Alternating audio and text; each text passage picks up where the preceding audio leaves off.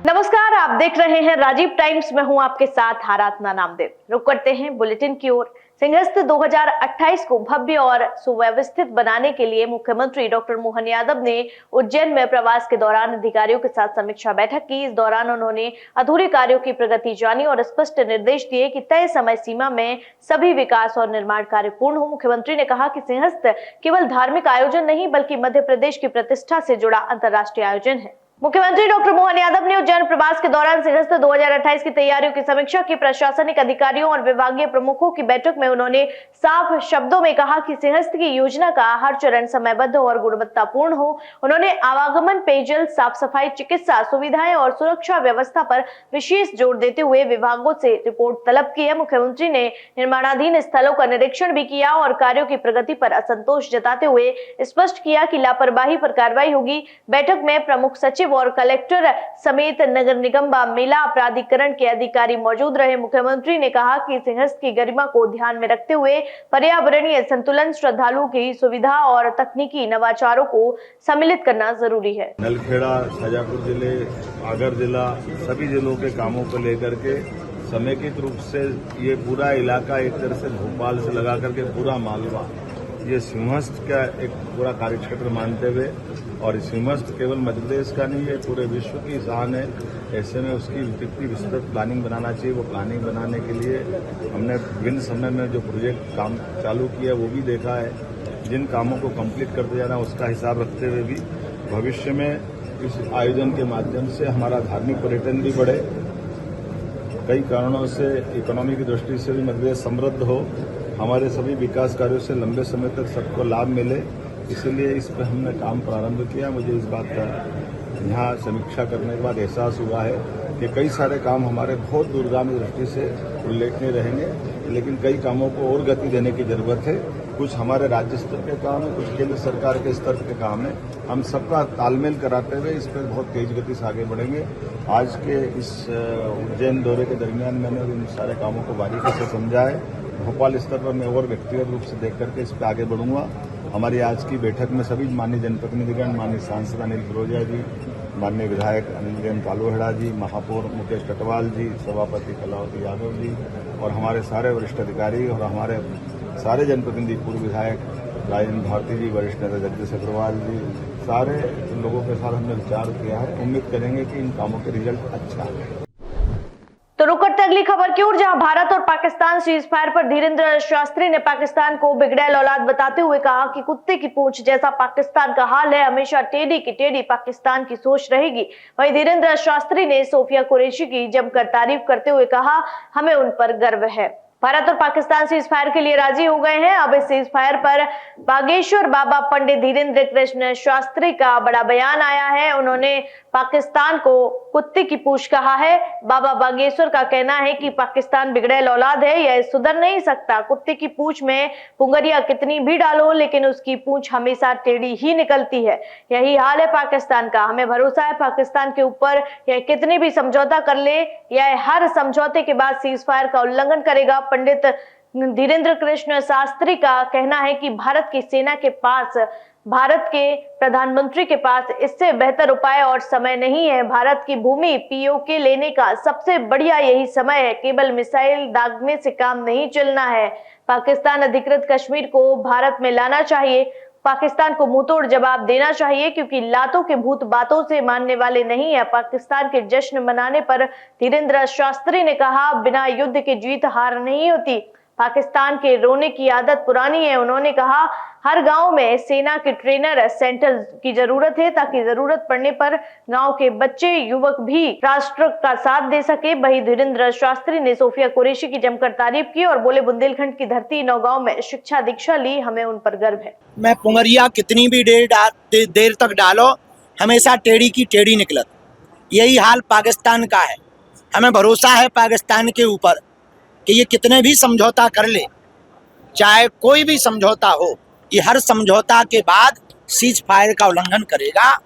देखो, यहाँ तो जब तक घर में घुसकर भारत के सेना के पास, यशस्वी प्रधानमंत्री जी के पास इससे बेहतर उपाय और समय नहीं है।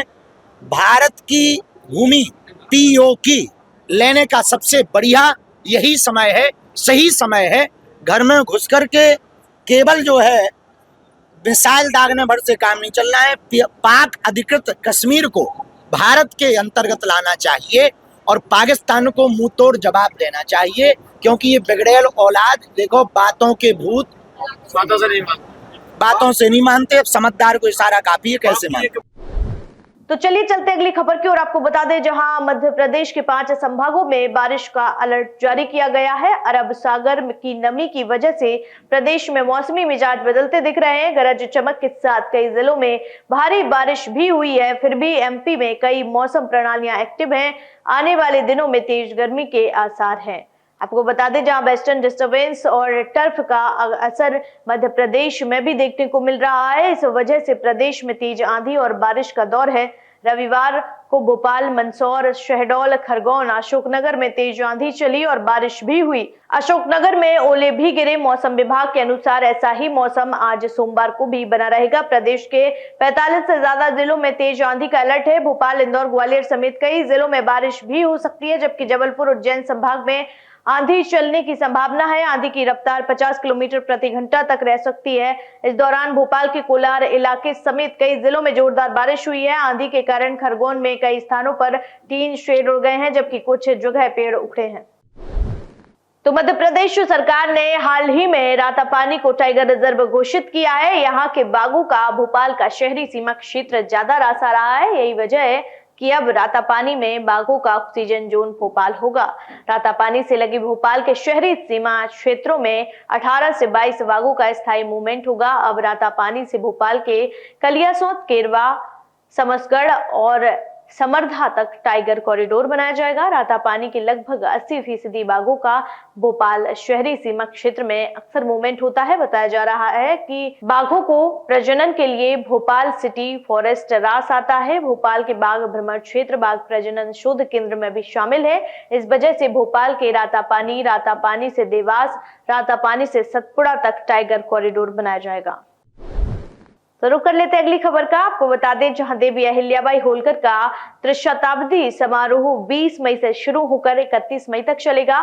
इस समारोह का आयोजन इंदौर के राजवाड़ा में किया जाएगा। 20 मई को मध्य प्रदेश सरकार की कैबिनेट बैठक भी इंदौर राजवाड़ा में होगी, जो इस समारोह की शुरुआत का प्रतीक होगी। मुख्यमंत्री डॉक्टर मोहन यादव ने गत दिवस महिला बाल विकास, खनिज साधन, सड़क विकास निगम, वीर भारत न्यास और जल संसाधन विभाग के बड़े प्रोजेक्ट की समीक्षा की थी। इसी के चलते सीएम मोहन यादव की अध्यक्षता में मध्य प्रदेश सड़क विकास निगम की बैठक भी हुई थी। प्रदेश के मुखिया डॉक्टर यादव ने बताया कि देवी अहिल्याबाई होलकर त्रिशताब्दी समारोह 20 मई से होगी। इंदौर के राजवाड़ा में 20 मई को मंत्रिपरिषद की बैठक के साथ अन्य कई विशिष्ट आयोजन भी होंगे। इसी के चलते त्रिशताब्दी पर भव्यता से लोक माता का गौरव पर्व मनाया जाएगा। गौरव पर्व के दौरान महेश्वर, इंदौर, भोपाल व उज्जैन में भव्य आयोजन होंगे।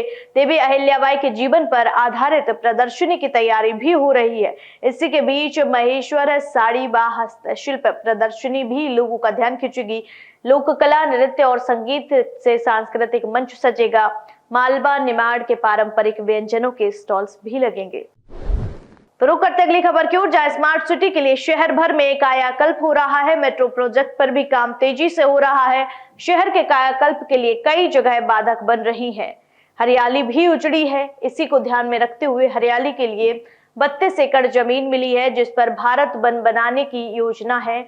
पर लोगों के बीच इसे लेकर अलग तरह की चर्चा भी है, जिसे नगर निगम को दूर करना चाहिए। आपको बता दें, कलेक्टर आशीष सिंह के प्रयास से शहर के बीचों बीच नगर निगम को हरियाली के लिए मिली 32 एकड़ जमीन पर भारत वन बनाने की योजना है।